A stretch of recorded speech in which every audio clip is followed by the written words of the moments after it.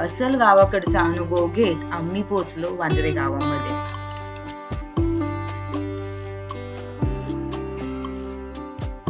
कल्पनेमधून एखादं गाव उभं करावं आणि त्याच्यामध्ये आपलं स्वप्नामधलं घर बांधावं, अशाच काही प्रकारचं असणारं हे गाव, त्यामधील घरे आणि तितकीच माणुसकी जपणारी प्रेमळ माणसे, याचा अनुभव येथे आल्यानंतर आपल्याला नक्कीच येतो.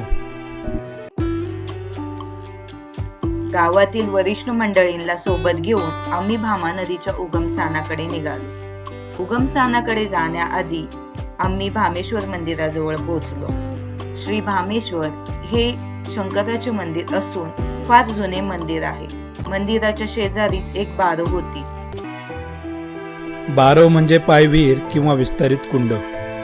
बारवा या बहुतांश वेळा चौकोनी असतात, तर काही वेळा आयताकृती किंवा अष्टकोनीही असतात.